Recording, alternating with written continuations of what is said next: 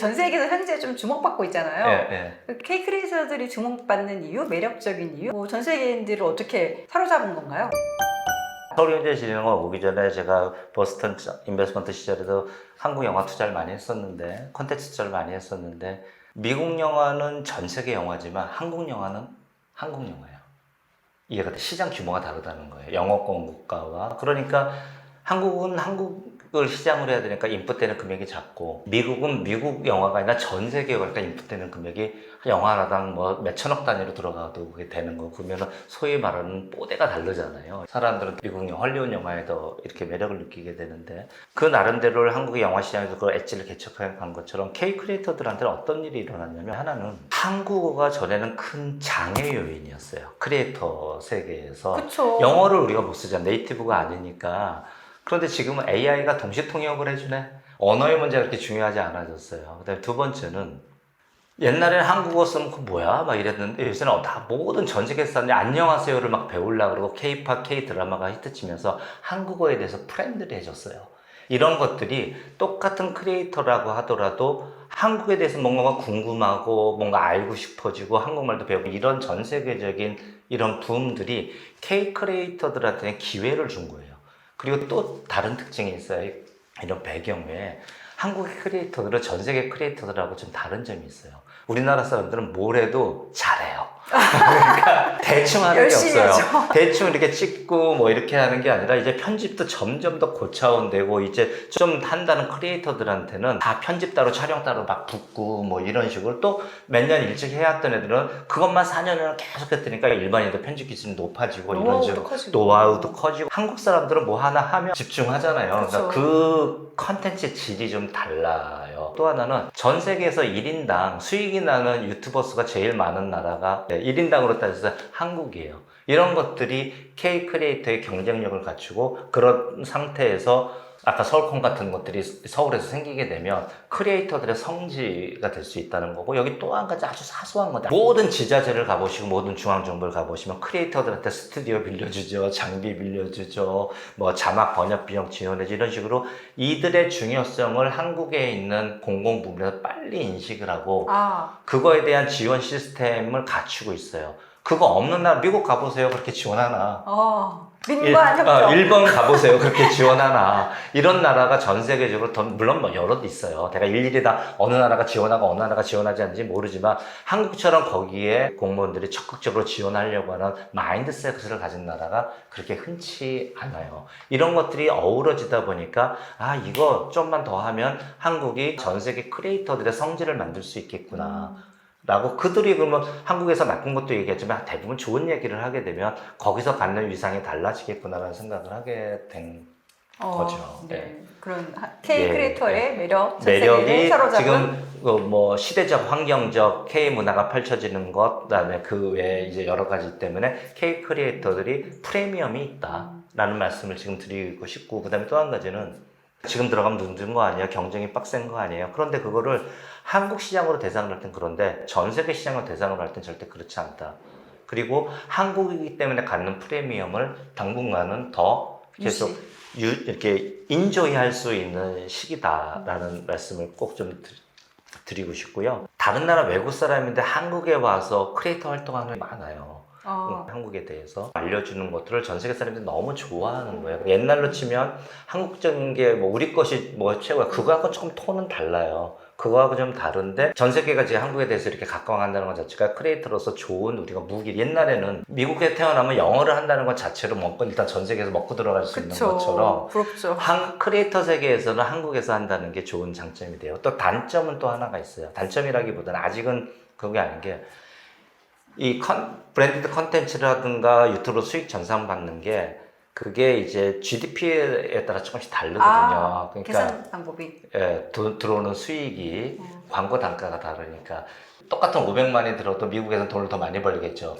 동남아는 더 낮게 벌겠죠. 그런 차이점들이 있는데, 그럼에도 불구하고 한국에서 크리에이터의 삶은 뭐 할만하다. 근데 이 말도 되게 조심스러운 게, 모든 삶이 할 만한가요? 모든 거에서 다 경쟁이 치열하죠. 물론 크리에이터 세계도 경쟁이 치열한데 대신 여기서 한번 살아남게 되면 그 K-팝 스타가 되는 확률보다는 이게 좀 더 쉬울 수 있을 거 아닙니까? K 유튜브 스타? 이게 저기 콘텐츠 투자자로 오랫동안 보셨으니까 세상을 보는 눈도 이제 콘텐츠로 이렇게 보실 텐데 어떤 콘텐츠를 만들어야 될까요?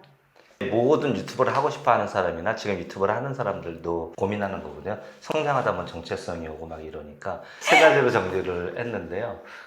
제가 이렇게 정리를 해서 첫 번째는 좋아하는 일, 지속할 수 있는 일을 해야 된다. 근데 이거에 대한 해석이 되게 달라요. 그 사람마다 제가 만나보면서. 근데 그거를 다 이제 그룹핑을 한 거예요. 두 번째는 어떤 거냐면 그 좋아하는 일, 지속해야 되는 일을 컨텐츠화 할 수 있는 역량이 있어야 돼요, 자기가. 아, 이 말도 말 그대로 그냥 컨텐츠화 할 수 있는 역량 이렇게 설명이 되지만 이 책에 나타나 있는 케이스를 보면 그러니까 맛있는 거 그러면 그 맛있는 거의 종류가 정말 다양한 것처럼 컨텐츠화 할 수 있는 역량이 성공하는 크리에이터들마다 보니까 다 다르다는 거예요.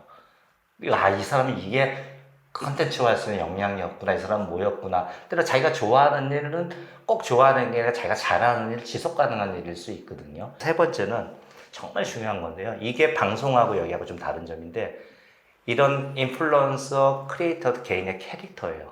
개인의 캐릭터. 개인의 캐릭터. 똑같은 말을 하더라도 똑같은 뭐를 하더라도 누가 하느냐에 따라 정말 웃기기도 하고 다르기도 하고 그게 꼭 예쁜 외모나 어떤 그런 것만을 의미하지는 않아요. 그런 개인의 캐릭터고 이 세 가지를 다 아우르는 밑에 것들이 있어요. 밑에 고고히 흐르는 큰 바탕이 되는 게 있는데 그거 성공하는 사람들 다 봤더니 방법도 되게 다르게 누구는 데이터 검색을 통해서 누구는 다른 방법을 통해서 뭐 이렇게 다 하는데 그 모든 것을 흐르는 거에는 구독자들의 소통이에요. 일일이 댓글을 단다고 해서 소통일 수도 있는데 그게 제일 좋은 방법이죠. 그런데 이미 내가 막 몇백만의 팔로워가 있는데 댓글이 수천 개씩 달리는데 근데 여기서 웃긴 얘기가 카를로스가 했는 얘기인데 똑같이 각 나라마다 자기 팔로워가 구독자가 많은데요. 댓글은 한국 사람들이 제일 많이 단대요. 되게 열정적이래요. 대부분 좋아요만 누르고 막 떼창 그러는데. 부르고 댓글 달아주고. 이런 한국 사람들 특히 열정들이 이제 녹아나는 거죠. 여기. 나는 A라는 컨텐츠를 계속 하고 있었는데 컨텐츠 방향이 바뀌면 우수 떨어져 나갈 거 아니에요. 근데 그것도 트렌드를 반영하는 것도 중요한데 이 구독자들하고의 소통을 통해서 그걸 계속 반영해 나가야 된다는 거죠. 소통이 꼭 댓글만을 얘기하는 것들이에요. 커뮤니티 운영을 통해서도 그렇고 정말 자기가 할 수 있는 모든 방법 소통. 연예인도 BTS도 소통을 통해서 그렇게 전 세계 글로벌 탑으로 올라설 수 있었는데 연예인들은 나랑 좀 달라. 별종이야 처음부터. 완전 다른 세계야. 근데 이 크리에이터 인플루언서들은 출퇴근도 하고 어디 묻혀있으면 아는 구독자들만 아는 사람이고 연예인하고 다른데 나보다 뭔가 특별한 사람이고 그리고 같이 소통하면서 맨 처음에 1만이었던 게 10만, 10만일 때 100만이면서 같이 소통하면서 채널이 커가는 거거든요. 이 소통의 방법과 능력이 조금 전에 말한 개인의 캐릭터에 따라 되게 좌지우지돼요.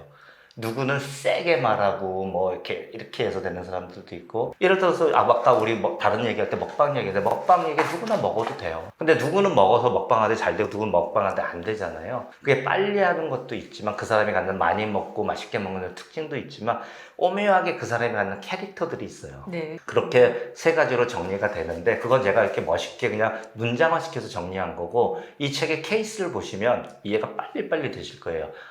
이건 이런 게 역량이었구나. 역량이 대단한 것도 아닐 수가 있어요. 그렇게 컨텐츠를 만들어가면서 계속 나 말고도 이 컨텐츠라는 사람이 많이 생기잖아요. 그러면 차별화시켜야 되는데 이거를 올라가는 계단 쌓기라고 표현을 하던데 그 말이 너무 동의가 돼요. 계속 소통하고 트렌드를 반영하면서 컨텐츠가 바뀌더라. 계속 고민하고 바뀌더라. 그래서 바뀐 게 엄청나게 바뀌는 게 아니에요. 사소한 것들을 이렇게 시도하고 저렇게 시도해보고 여기서 예를 들면 미나님 같은 경우도 계속 실험실에서 연구하다 결국은 이제 계속 찾아가잖아요. 이제 네네. 이렇게 바뀌어가면서 컨텐츠가 업그레이드되고 그 과정에서 소통을 통해서 그 방법을 찾아가고 이런 방법들이 조금은 다르더라라는 걸 정리를 했죠. 콘텐츠를 어떻게 만들어야 하는가. 자세한 내용은 책 속에 있다.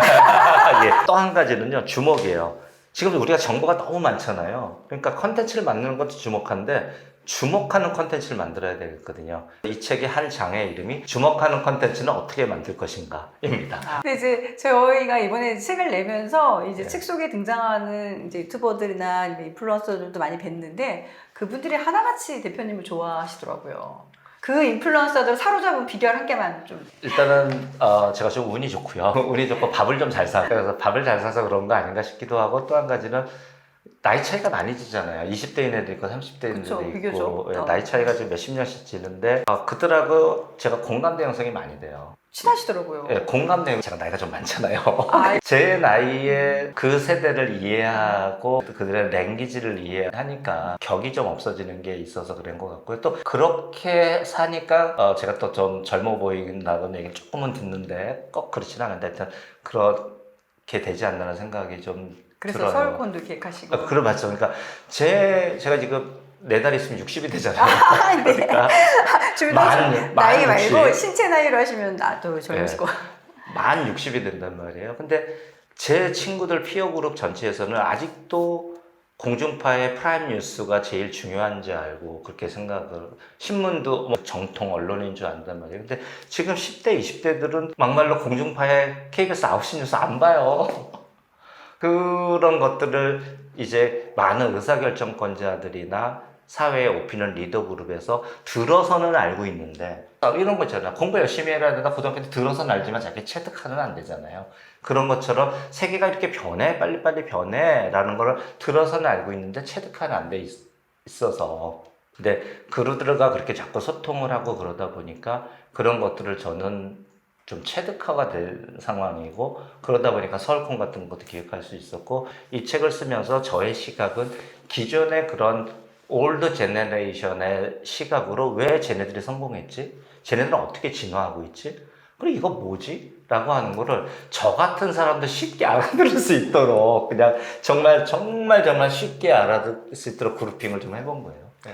이게 제목이 스티브 잡스도 몰랐던 크리에이터 크리에이터 이코노미인데요. 이코노미. 예, 예. 이게 어떤 의미인가요? 이 모든 게 일어나는 게 지금 우리가 쓰는 이 스마트폰에서 일어나잖아요. 모바일에서 일어나고 있는데 스티브 잡스가 이 모바일 폰을 만들었을 때, 스마트폰을 만들었을 때 아마 이런 크리에이터 이코노미가 탄생할 거라고 이런 브랜디드 컨텐츠라든가 이 안에서의 광고가 이렇게 일어날 거라고 상상도 못했을 개연성이 있어요. 근데 그게 생각보다 너무 빨리 왔잖아요.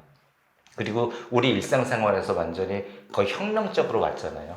그러니까 지금은 우리는 완전히 스마트폰이 나오기 전의 세대하고 다른 세대에 살고 있거든요. 그래서 제가 스티브 잡스도 몰랐던 크리에이터 이코노미라고 제목을 정하게 됐어요. 서울경제진흥원에서 K 크리에이터들 어떻게 지원 좀 해주시고. 저희 많이 해줘요. 저 오면서 저 예산 저희가 제가 오고 난 다음에 벌써 몇 배나 늘렸고요.